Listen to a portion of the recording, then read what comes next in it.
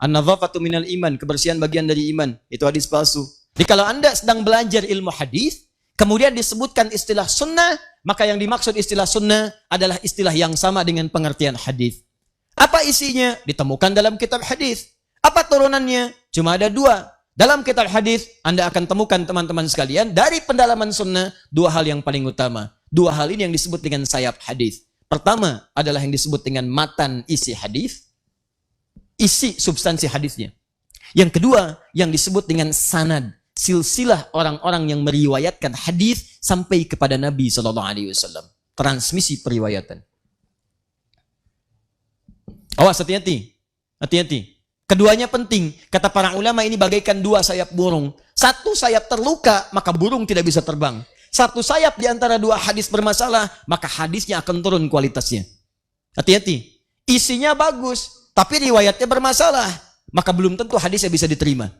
Maka semua yang bersandar dari Nabi, dari perkataan, perbuatan, ketetapan, cek dulu. Benar nggak informasinya? Bagaimana mengeceknya? Yang diterima oleh kita. Kita kan nggak pernah berjumpa dengan Nabi. Maka telusuri informasi ini sampai tersambung kepada Nabi. Cara menelusurinya disebut dengan isnad. Urutan-urutannya disebut dengan sanad. Imam Muslim langsung membuat bab khusus dalam jilid yang pertama dari 9 jilid Sahih Muslim, halaman 119. Sebelah kiri paling atas, beliau berikan keterangan babul isnadi minaddin. Babul isnad. Bab pembahasan tentang pentingnya sanad, ini bagian yang sangat menentukan dalam agama. Hati-hati. Informasinya diterima oleh kita, tapi orangnya nggak jelas, maka ini menunjukkan bermasalah. Jangankan orangnya tidak ada, orangnya ada tapi punya masalah, maka akan berpengaruh pada kualitas hadisnya. Pernah dengar hadis ini? Awal Ramadan rahmah, awsatuhu maghfirah, wa akhiruhu itkum minan nar. Awal Ramadan itu rahmat, pertengahannya ampunan, ujungnya itkum, pembebas dari neraka. Pernah dengar itu? Hadisnya matruk. Matruk, semi palsu. Urutan nomor 2 terburuk dalam silsilah ilmu hadis. 1 maudhu, 2 kemudian matruk. Ya, hati-hati. Ya, nanti ada yang disebut dengan 3M. 3M. 1 maudhu. Ini yang paling parah. 2 matruk. 3 mungkar. Hati-hati. Maudhu, hadis palsu, memang sengaja bikin hadis. Informasinya bukan dari Nabi SAW, sengaja dipalsukan. Hati-hati teman-teman sekalian, banyak yang seperti ini. Ya, ikhtilafu ummati rahmah. Perbedaan pendapat di antara umatku adalah rahmat. Hati-hati, itu hadis palsu, hadis maudhu. Awas, hati-hati. An-nadhafatu minal iman, kebersihan bagian dari iman, itu hadis palsu, hadis maudhu. Dan banyak nanti yang tersebar di masyarakat. Bukan informasinya tidak bagus, kalimatnya bagus, tapi Nabi tidak pernah mengucapkannya. Cuman orang kebanyakan mengatakan ini dari Nabi. Pernah dengar hadis ini? Makan saat lapar, berhenti sebelum kenyang. Pernah dengar? Nah, itu palsu, maudhu. Bahkan palsu banget. Saking palsunya, di kitab hadis palsu pun tidak ditemukan. Silahkan cek. Saking palsunya. Dalam kitab-kitab hadis palsu tidak ditemukan. Cuman ada di satu kitab.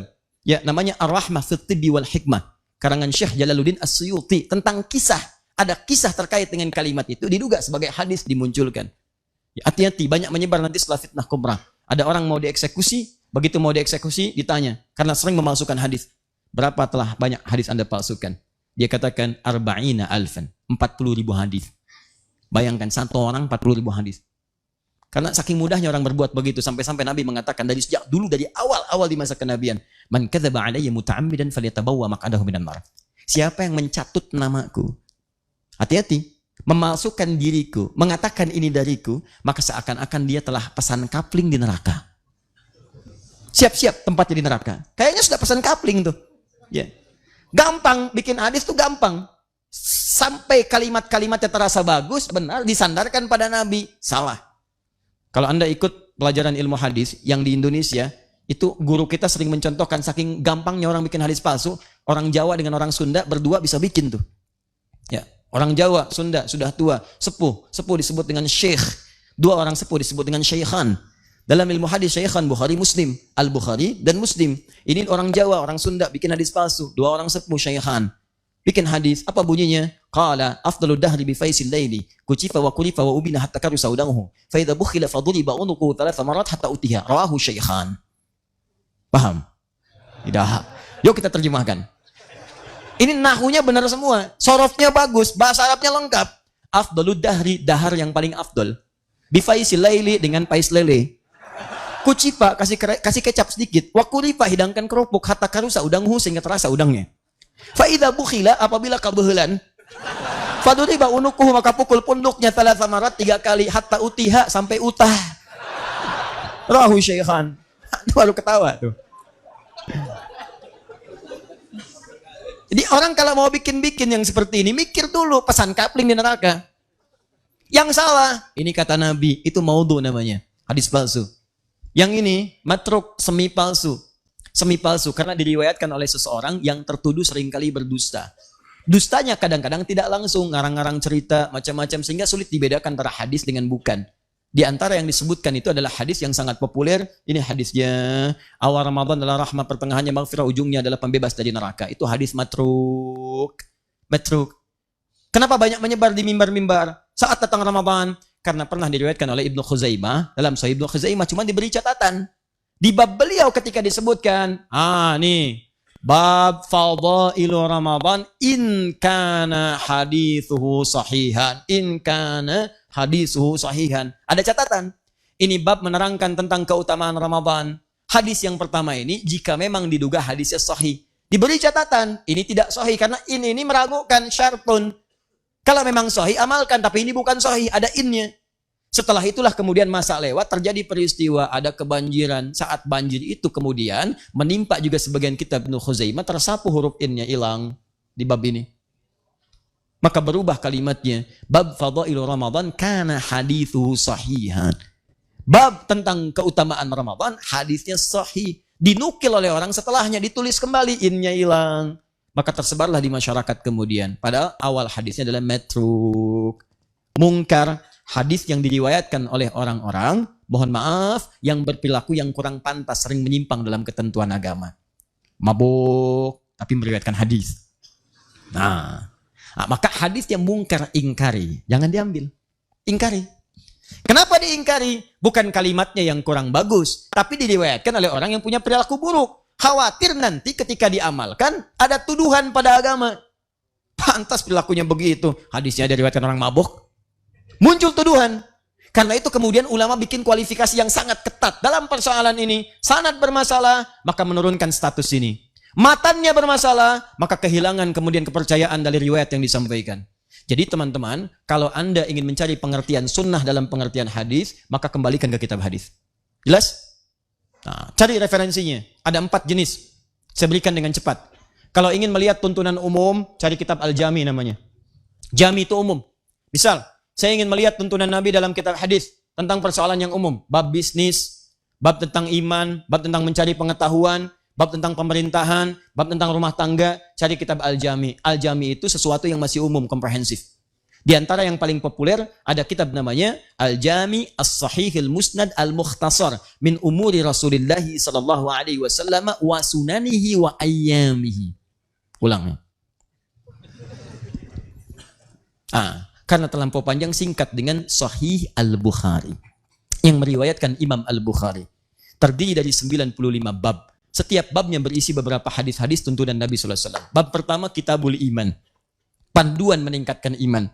Jadi kalau antum, maaf ya, iman sedang naik turun, pengen stabil, naik, nggak pernah turun. Maka bagaimana caranya? Lihat sunnahnya. Di mana sunnah ditemukan? Di kitab hadisnya. Apa kitabnya? Jami' Sahih. Sahih Al-Bukhari. Buka bab pertama, namanya Kitabul Iman. Ada 57 hadis. Pelajari itu semua, amalkan dalam kehidupan, maka iman Anda akan terasa naik, dan tidak pernah turun. Paham di sini? Nah, ini yang disebut dengan pengertian sunnah dalam pengertian ilmu hadis. Kedua, ada yang disebut dengan sunan. Sunan, awas hati-hati. Ada sunan dalam pengertian kitab hadis. Sekarang banyak istilah sunan tuh. Awas hati-hati. Bawa ke cerita, bawa ke macam-macam. Ya, ada sunan kitab, ada sunan Kalijaga, ada sunan Kalijodo, ada sunan Kaliciliwung, ada macam-macam. Ya, nah, kita kembalikan. Kalau disebutkan sunan dalam pengertian ilmu hadis, maka itu yang dimaksud kitab-kitab hadis yang disusun berdasar urutan fikih. Jadi kalau teman-teman pengen cari referensi sunnah Nabi yang cepat dalam urusan fikih, jangan nyari kitab jami. Carinya kitab sunan. Sunan Abu Daud, Sunan An-Nasai, Sunan At-Tirmidzi. Sekalian saya lurusin nih. Ada sebagian orang kalau nggak Bukhari, nggak sahih nih. Saya nggak mau terima, hadisnya nggak sahih. Berarti dia belum paham ilmu hadis. Dia nggak ngerti ilmu hadis. Yang dimaksud di Sahih Al-Bukhari, itu yang dikumpulkan oleh Imam Al-Bukhari dalam kitab beliau, dalam masalah-masalah umum. Semua hadisnya sahih memang betul, tapi tidak mencakup semua persoalan. Yang dikumpulkan oleh beliau saat hidup, beliau meninggal, nggak ngumpulin lagi. Datang Imam Muslim meninggal, nggak ngumpulin lagi. Karena dua-duanya sudah ada metode pengumpulan yang umum, maka ulama setelahnya mengumpulkan dengan metode berbeda. Untuk memberikan spesialisasi. Nih yang umum udah banyak nih, kita konsentrasi aja di bidang fikih. Ketika hadis-hadis dikumpulkan, khusus dalam bidang fikih, maka berubah istilah menjadi sunan namanya. Nah, Anda kalau pengen cepat belajar fikih dari tuntunan sunnah, referensi hadis, maka cari kitab sunan.